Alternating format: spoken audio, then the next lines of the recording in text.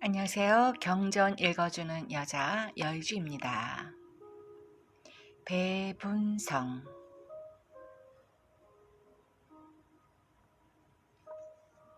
인정상간이 경부 영천 배진사의 별채에 살던 시절 그곳을 드나들며 놀고 나던 배진사의 막내딸도 어느덧 장성하여 혼인을 한 지가 이미 오래였다. 그는 이웃 고을인 고군이군 우보면 문덕동에 사는 최병원과 혼인하여 분성이라는 이름을 얻게 되었다. 당시까지만 해도 양가의 교수는 거의 이름이 없었다. 신분이 미천한 집안에서만 여자에게 이름을 지어 불렀기 때문에 이름이 있다면 오히려 수치스럽게 여겼다. 그런데 일제강점 후 인구 시책의 일환으로 여자들도 드디어 호적을 하게 이르렀다. 그리하여 배여인의 시댁에서는 배씨의 본관인 분성으로 며느리의 이름을 삼아 호적에 등재했던 것이다. 남편 최병원은 고려 말기에 화포를 제작한 영성군 최무선의 17대 손 총이참봉 최상천의 막내 아들이었다. 최참봉과 배진사는 원래부터 절친한 친구 사이였다. 때문에 혼사가 어렵지 않게 이루어졌다. 당시엔 여자가 결혼을 하고 3년 동안 친정에서 예법을 익힌 뒤에 시댁에 들어가는 것이 통례였다. 그러한 연유로 배씨 부인 분성은 큰딸 외가에서 나왔다 하여 지어진 이름.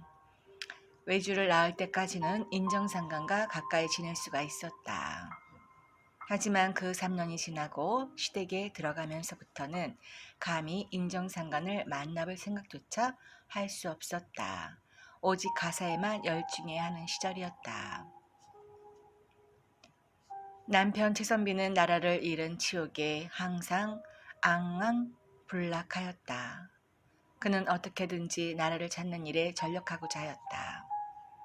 나라의 독립을 도모하는 충신 열사들과 같은 길을 걷기로 하여 그 방법으로서 늘 국외로 망명하는 길만을 모색하고 있었다. 하지만 부친 최참봉이 병석에 누워 있었기 때문에 결행에 옮기지 못하고 세월을 보냈다. 그러는 동안 부인 배씨는 큰 아들 두영, 둘째 딸 영단을 낳았다.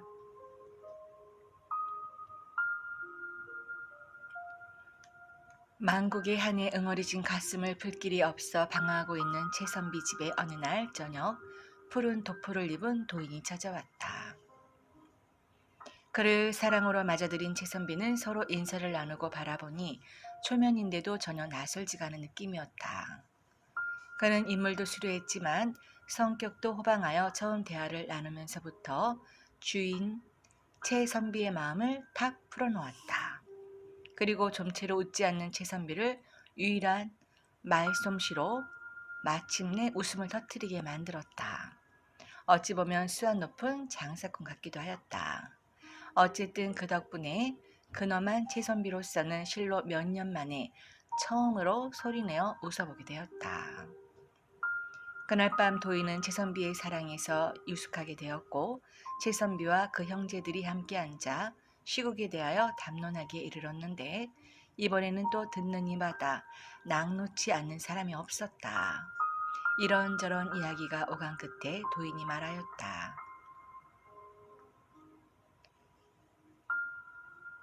지금 우리가 나라를 찾고 백성을 구제하는 길은 오직 정신을 수련하여 도를 구하는 데 있습니다. 이 말에 최선비는 그만 분기가 텐천하고 말았다. 아니, 그 도라는 말은 제발 하지도 마소. 지금 세상이 어느 세상인겨? 땅 위엔 기차가 다니고 바다엔 기선이 떠다니는 세상이요. 다른 나라는 진즉부터 그런 문명의 이기를 사용하면서 발전을 재촉하는 동안에 이날의 선비들은 말카 그놈의 도에만 미쳐있는 바람에 우리가 이중이 된 건 아니겠소. 우리 선조 영성군께서는 이미 고려 때 화포를 만들어 외적을 선멸해왔는데 이 나라에선 그러한 기술을 계승하여 발전시키지 못했소. 만일 그런 기술을 계속 발전시켰더라면 어찌 지금과 같은 수모를 당하며 살겠는겨. 조선의 선비들이 그 얄궂은 도만을 부르짖어 왈리왈가하다가 나라가 이처럼 먹혀버렸는데 새삼 또 무슨 도를 구한다 하요. 이러한 최선비의 말은 완연한 실학파의 말로써 그 도인의 궤변을 막기 충분할 듯하였다. 그러나 도인의 대답은 뜻밖의 것이었다. 내가 말하고자 하는 도는 왈리알가하는 송악의 말패가 잘못 전래된 것이 아니라 바로 미래를 볼 수 있고 가를 거를 볼 수 있으며 신을 통하는 것이요. 그러면서 도인은 최선비에게 목침 4개를 가져오라 하였다. 최선비가 그것을 다 가져다 주자 도인은 이를 받아 방구석에 각각 놓고 아랫목에 고요히 앉아 손을 모으고 야릇한 주문을 외웠다.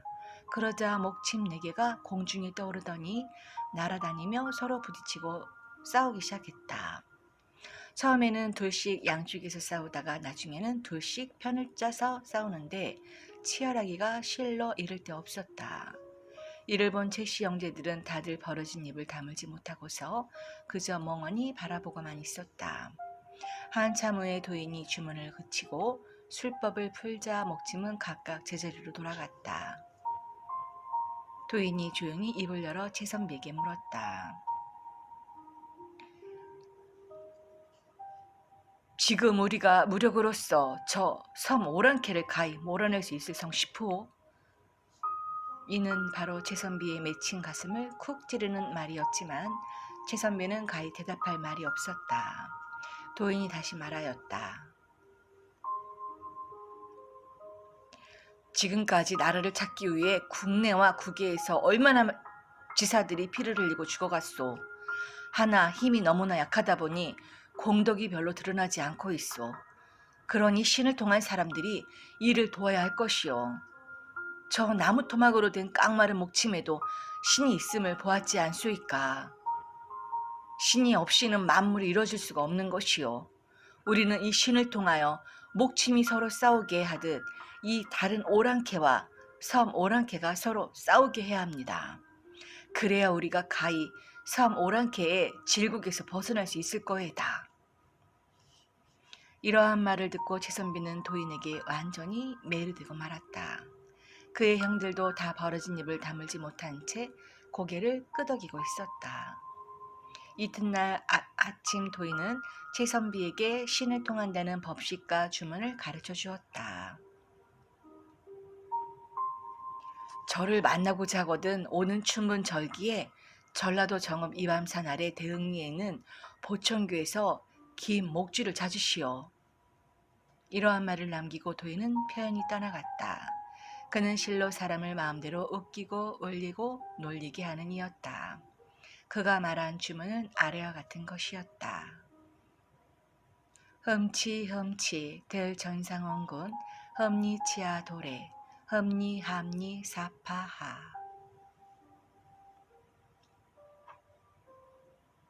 도인이 떠난 뒤 최선비는 부인 배씨에게 지난밤 사랑방에서 있었던 일을 말해주었다. 두 사람은 도인이 일러준 대로 4일 재개를 하고 7일 동안 주문을 읽어보기로 하였다. 하여 최선비는 사랑에서 부인 배씨는 안방에서 각각 앞일을 염원하고 주문을 외웠다.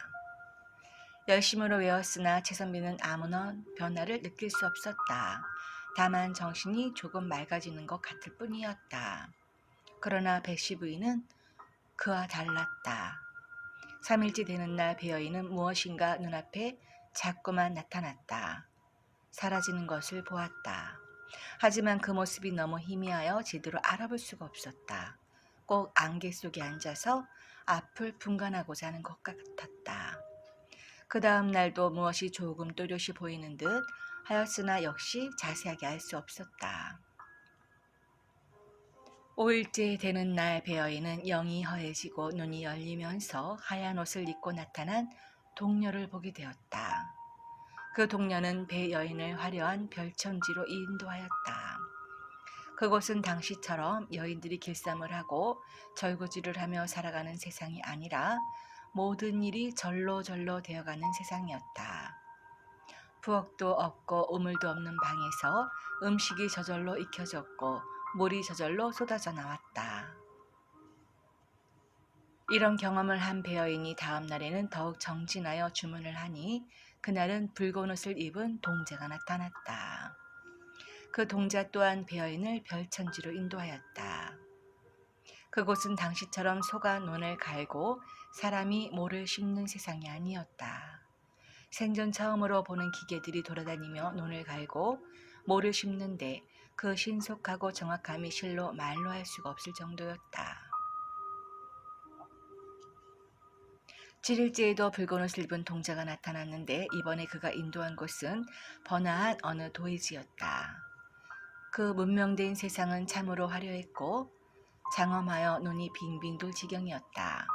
길에는 절로 굴러다니는 수레들이 질비하였고 어떤 방에는 들어서기만 하면 사람을 방째로 임의로 들어 올리고 내렸으며 어떤 데서는 까만 멍석이 그와 같이 하였다. 그리고 어떤 데서는 천하의 보배로운 물건들을 다 팔고 있는가 하면 또 어떤 데에서는 기근개수들이 한가롭게 놀고 있기도 하였다. 이렇게 7일의 정진을 마친 배어인은 남편 최선비에게 자신이 보았던 별천지를 빠짐없이 이야기하여 주었다. 이에 최선비가 다시 재개하고 시도해 보았으나 역시 전과 마찬가지로 정신만 조금 맑아질 뿐 아무것도 보이는 것이 없었다. 대개 수련자가 스스로 연기에 드는 수가 있고 신에게 인도되어 연기를 보는 수가 있다. 배어인의 경우는 후자에 속하는데 도가에서는 흔히 하얀 옷을 입은 동녀와 붉은 옷을 입은 동자를 태의신이라 일컬어 왔다고 한다. 당시 배어인은 이들을 통해 지금의 문명된 세상을 분명히 보았던 것이다.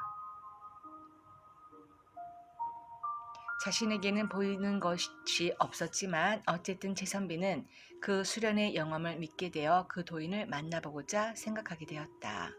도인은 그러한 노를 닦아 신을 통하는 것이 나라를 구하는 길이라 하였고 최선비는 나라를 구할 수 있다면 그것이 무엇이든지 다 배우겠다는 일념이 있었기 때문이었다.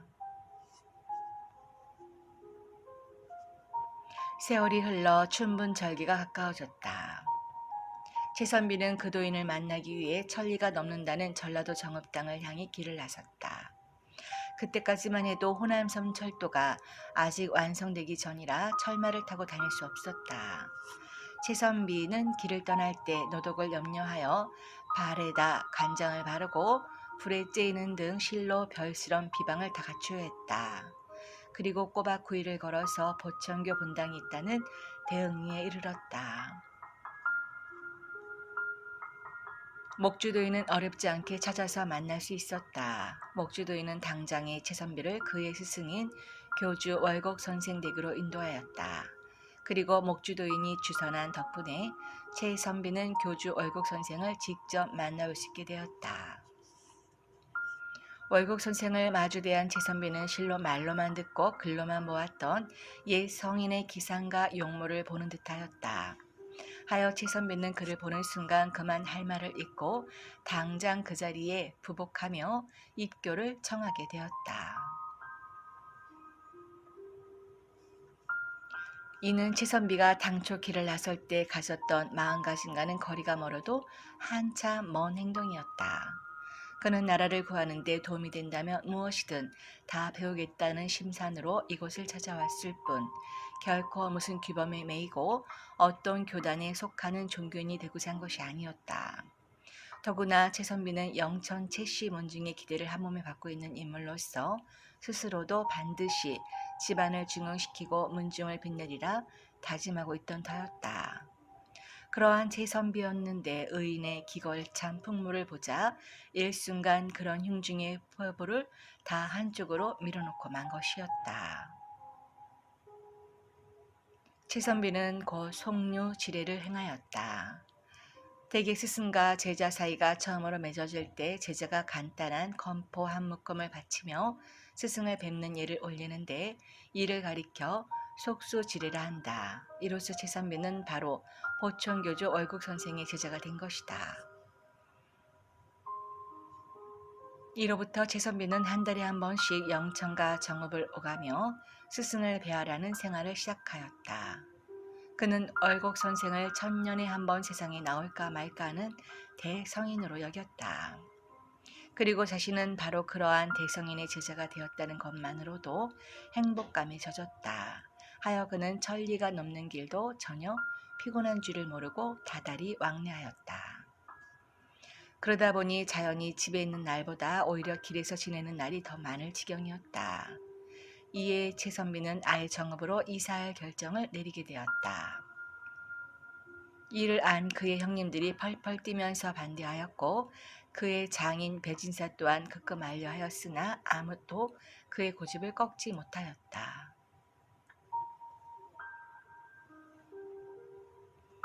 마침내 그의 겨울 최선비는 처자를 이끌고 정읍으로 이사를 하기 이르렀다. 그들이 정읍에서 거처로 잡은 곳은 바로 이밤산 아래 진등마을이었다. 최선비야 다시 없는 스승을 찾아 이렇게 왔다지만 남편을 따라 떠나온 배 여인으로서는 이곳이 아는 사람 하나 없는 천리타양 전라도일 뿐이어서 막막하기 이를 데 없었다. 허나 그런 배 여인에게도 뜻밖의 만남이 기다리고 있었다. 이사 오던 첫날 저녁에 동네 사람들이 그 집을 찾아왔는데 그중 아는 이의 얼굴이 보이는 것이었다. 그는 바로 자기 집 별채에 살던 인정상간의 어머니 이씨 부인이었다. 배여인은 인정상간 모녀가 바로 그 마을에 살고 있다는 것을 알고는 너무도 놀랍고 반가운 마음에 이씨 부인을 붙들고 그만 엉엉 소리내어 울고 말았다.